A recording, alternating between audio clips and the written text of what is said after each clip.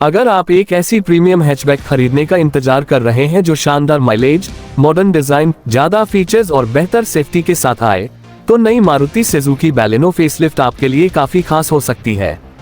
Maruti Suzuki ने नई Baleno के लॉन्च की तारीख 5 सितंबर 2026 तय कर दी है और लॉन्च से पहले इसके कई बड़े अपडेट सामने आ चुके हैं। सबसे बड़ा सवाल यही है कि आखिर नई बैलेनो में ऐसा क्या बदलेगा जो इसे मौजूदा मॉडल से अलग बनाएगा। तो चलिए जानते हैं इसके 11 बड़े बदलाव जो इस कार को पहले से ज्यादा प्रीमियम और टेक्नोलॉजी से भरपूर बना सकते हैं। सबसे पहला बदलाव इसके डिजाइन में देखने को मिलेगा। नई बैलेनो के फ्रंट हिस्से को ज्यादा शार्प और मॉडर्न लुक दिया जा सकता है। इसमें नई ग्रिल, अपडेटेड बम्पर और नए डिजाइन के हेडलैम्प मिलने की उम्मीद है। टेस्टिंग के दौरान देखी गई कार में फ्रंट प्रोफाइल पर काफी बदलाव नजर आए हैं। दूसरा बड़ा बदलाव नए अलॉय व्हील्स हो सकते हैं। साइड प्रोफाइल का बेसिक डिजाइन ज्यादा अलग नहीं होने की उम्मीद है, लेकिन नए अलॉय डिजाइन बैलेनो को ज्यादा स्पोर्टी रोड प्रेजेंस दे सकते हैं। तीसरा और सबसे ज्यादा चर्चा में रहने वाला अपडेट है सनरूफ। नई बैलेनो में सिंगल पेन सनरूफ मिलने की उम्मीद जताई जा रही है। अगर मारुति इसे टॉप वेरिएंट में शामिल करती है तो Hyundai i20 और टाटा एल्ट्रॉस जैसी कारों के मुकाबले बैलेनो की फीचर लिस्ट और मजबूत हो सकती है। हालांकि सनरूफ को लेकर अंतिम जानकारी लॉन्च के समय ही पूरी तरह स्पष्ट होगी। चौथा बड़ा बदलाव ADAS यानी एडवांस ड्राइवर असिस्टेंस सिस्टम हो सकता है।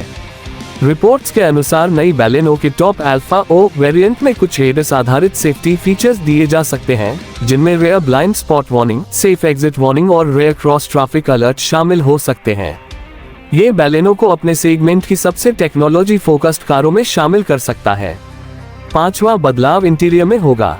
डैशबोर्ड का बेसिक लेआउट मौजूदा मॉडल जैसा रह सकता है, लेकिन नई इंटीरियर थीम, बेहतर मटेरियल और नए अपहोल्स्ट्री विकल्पों के जरिए केबिन को ज्यादा प्रीमियम बनाने की कोशिश की जा सकती है।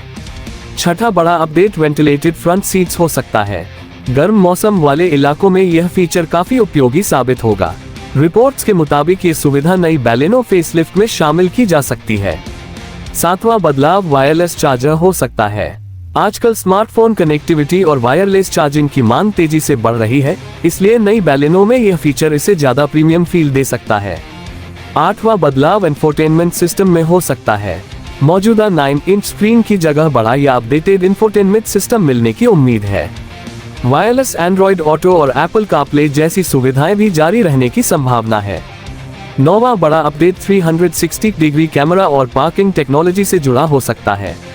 मौजूदा बैलेनो पहले से ही 360 डिग्री कैमरा जैसी सुविधा के लिए ये जानी जाती है, इसलिए फेसलिफ्ट में इसे बेहतर सॉफ्टवेयर या एडिशनल पार्किंग सेंसर्स के साथ और उपयोगी बनाया जा सकता है। 10वां और बेहद महत्वपूर्ण बदलाव इसका नया पावर ट्रेन हो सकता है। हालिया रिपोर्ट्स के मुताबिक फेसलिफ्ट में स्विफ्ट वाला Z series 3 cylinder petrol engine इस्तेमाल किया जा सकता है और CNG विकल्प भी उपलब्ध हो सकता है। सबसे खास बात यह है कि CNG के साथ अंत का कॉम्बिनेशन भी आने की जानकारी सामने आई है, जो मारुति के लिए एक बड़ा बदलाव होगा। 11वां बदलाव बेहतर सेफ्टी और नया टॉप वेरिएंट हो सकता है। नई अल्फा ओ वेरिएंट के आने की रिपोर्ट है, जिसमें अतिरिक्त ADAS और पार्किंग रिलेटेड फीचर्स मिल सकते हैं। इससे बैलेनो की टॉप स्पेक कार पहले से ज्यादा सुरक्षित और टेक्नोलॉजी फोकस्ड बन सकती है। कुल मिलाकर नई मारुति सुजुकी बैलेनो फेसलिफ्ट किसी पूरी तरह नई जनरेशन की कार के बजाय एक बड़ा इवोल्यूशनरी अपडेट नजर आ रही है। डिजाइन में बदलाव, संभावित sunroof, ADAS, ventilated seats, wireless charging, updated interior और नए पावर ट्रेन विकल्प इसे मौजूदा बैलेनो से काफी ज्यादा आकर्षक बना सकते हैं। इसकी आधिकारिक लॉन्चिंग 5 सितंबर 2026 को होगी, इसलिए कीमत और फीचर्स की पूरी तस्वीर लॉन्च के समय सामने आएगी। अगर मारुति सुजुकी इन सभी फीचर्स को सही कीमत पर पेश करती है तो नई बैलेनो Hyundai i20, टाटा एल्ट्रॉस और टोयोटा ग्लांजर जैसी कारों को कड़ी टक्कर दे सकती है, खासकर उन खरीदारों के लिए जो एक ऐसी कार चाहते हैं जिसमें कंफर्ट, माइलेज, प्रीमियम लुक और आधुनिक सेफ्टी टेक्नोलॉजी का अच्छा संतुलन हो। तो दोस्तों, नई बैलेनो फेसलिफ्ट सिर्फ डिजाइन अपडेट नहीं बल्कि मारुति की तरफ से प्रीमियम हैचबैक सेगमेंट में एक बड़ा फीचर अपग्रेड साबित हो सकती है। अब देखना ये होगा कि लॉन्च के दिन मारुति इनमें से कितने फीचर्स को वास्तव में स्टैंडर्ड या टॉप वेरिएंट में शामिल करती है और इसकी कीमत कितनी रखती है।